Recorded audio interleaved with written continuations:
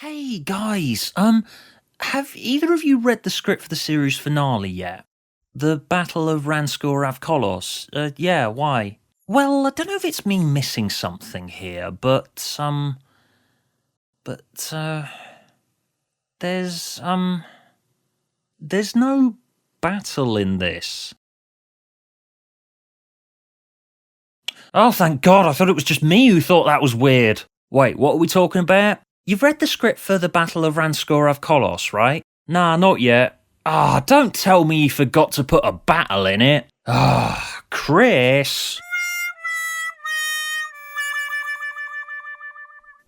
So, let's talk about series finales. In the Russell years, it kind of made sense to do big bombastic series finales featuring an incredibly famous classic Doctor Who monster like the Daleks or the Cybermen, but doing it every year just because it was expected of them became a bit tiresome after a while. You can only really do It's the End of the Universe because of Master, Cybermen or Daleks for so long before finale fatigue starts to set in, and you can also only really ride nostalgia for so long as well before people accept that, alright, fair play, you revived Doctor Who. What else you got? They'd kind of written themselves into a corner by relying so heavily on the Daleks and other old enemies, because the only really iconic new Doctor Who monster that people have really latched onto is the Weeping Angels, and they're not really series finale material. So the only place that Moffat's finales had left to go was ditch the classic Who monsters cause the end of the universe thing, and try and create some new monsters, do something a bit different and weird and crazy and out there.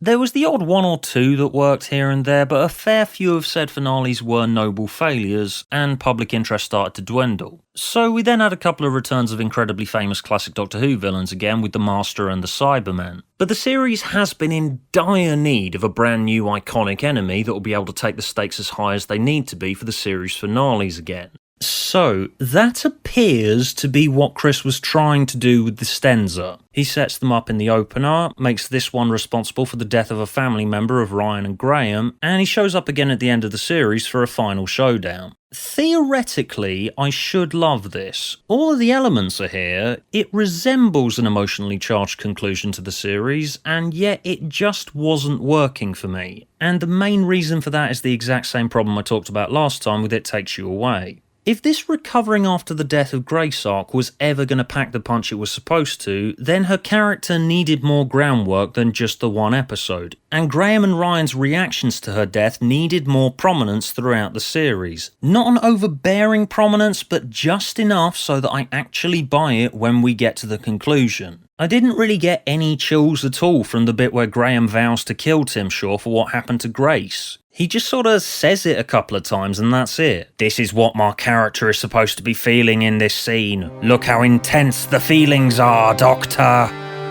Okay, so companion goes AWOL and wants to kill the monster.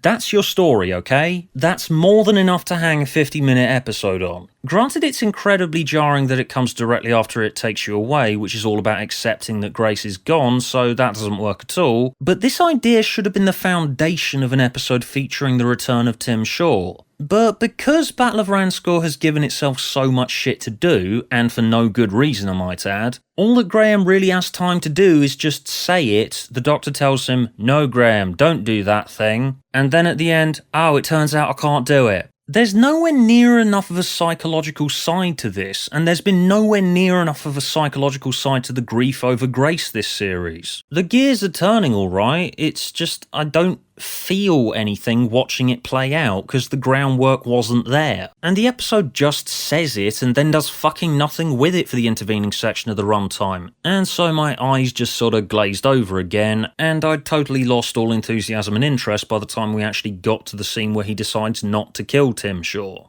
Okay, so in terms of characters, that was why it really wasn't working. In terms of story, the Battle of Ranskoor Kolos is essentially a bunch of ideas loosely threaded together with this Stenza person. There's all these big and interesting concepts that have just sort of been lazily chucked about the place, like a psychic planet that makes people go incoherent and mental. That's a pretty cool idea, but it's immediately resolved with the neural dampeners, so I just think, well, what's the fucking point of that then? Then later the episode remembers, oh yeah, The psychic planet attacking their minds is a plot device designed to engineer some kind of potential sacrifice for the big, dumb, overblown conclusion. Which doesn't even end up happening to Yaz, and this psychic planet thing leads to nothing. So again, what's the fucking point?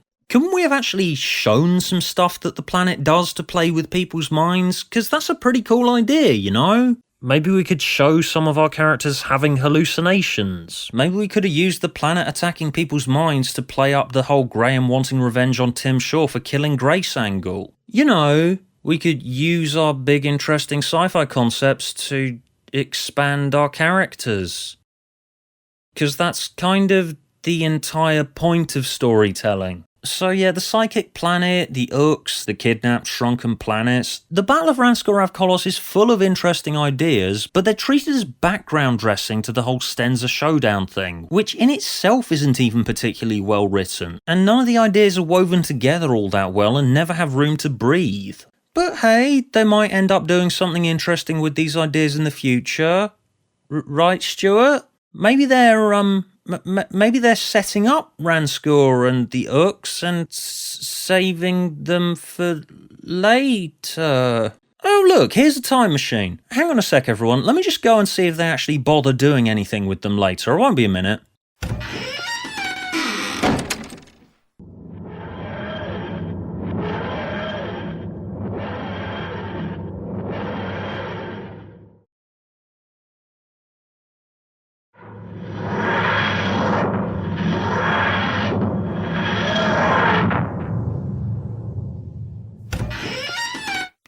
Yeah, sorry to burst your bubble everyone, but they don't do anything with them later. They just keep introducing more new ideas and piss about doing fucking nothing with them.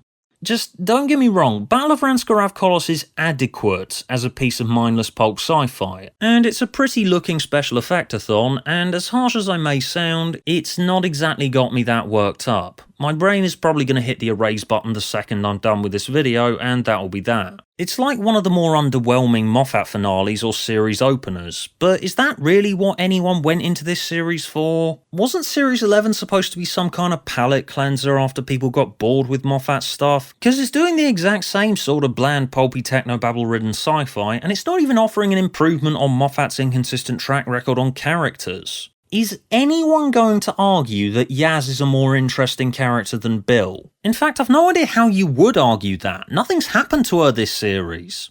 Oh, but come on, Stuart. They're just, what? I don't know if I should say it now. I know what you're going to say, so you might as well just say it. They're setting her up and saving her for later. Thought so, and if so, that's a very bad idea. Got 2 words for you. Clara Oswald. This always bugs me with big franchises introducing new characters and doing nothing with them. What on earth is the point in introducing a new character and leaving them as a piece of fucking cardboard for an entire year before bothering to actually try and get the audience invested in them? Alright, so with Clara, Moffat only had 1 character to do, and Chris has got 3, so obviously 1 would come up short, right? But in many ways this is worse than the Moffat thing, because why did we need 3 companions? Who decided that it was a good idea to have too many companions to bother properly developing over the course of the series? Oh, but come on, Stuart, it's good to have lots of companions, because, like, they're a family. At the end of the day, it's a show all about family. Come on, fam. Yeah, just saying it makes me feel the emotions of the family. No, you got to do something to earn that. And as said, he hasn't even done a very good job with Ryan and Graham. What journey have Ryan and Graham gone on together this series? Ryan saw how much Graham loved Grace in It Takes You Away and decided to start calling him Grandad. But that's just 1 episode that did that. The rest of the time I felt like I've been watching Chris rub 2 pieces of cardboard together and wishing that they'd catch fire sometime soon. The characters are so underdeveloped they're barely even there, and its ideas are so vague and wishy-washy that it feels like I'm trying to review Chris's notebook. I just feel like we're still stuck going in circles of episode is 50 minutes, fulfills the function, characters run around quarries and the resolution just goes on and bloody on until the credits finally roll, done, let's piss off home now. And as said, I'm not angry, but I'm in the exact same position I was in with Moffat, and that position is, I know that Chris is better than this. To a lesser degree, because I don't have as much respect for him as I do for Moffat. And I didn't like Broadchurch, it just wasn't my thing, but it's a show all about grief, and it worked for lots of people. Adrift was bloody marvellous and heavy and powerful. The Battle of Ranskoor Kolos was so boring and didn't make me feel anything other than indifference. The story of how two brothers and 5 other men parlayed a small business loan into a thriving paper goods concern is a long and interesting one. Compliments. Have I given this thing any compliments? I suppose the ending speech here that the Doctor gives was quite nice. And importantly, it was short. So that's one improvement over the 12th Doctor's era. So, one. Better than nothing, I suppose.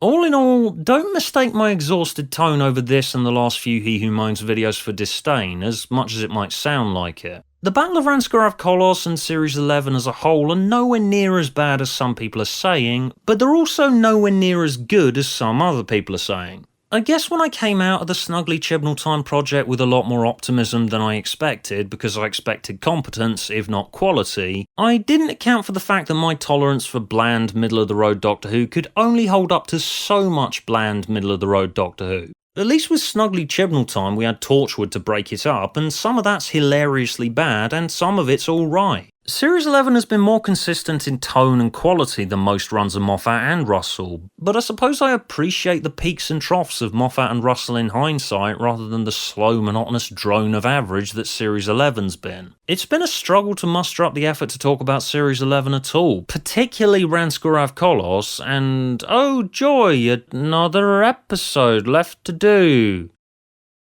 Yay! Can I just not bother and everyone just assume I think it's boring? No? No, I've started now. You'd probably kill me if I didn't finish. Wait, it's Chris Chibnall writing a Dalek episode? God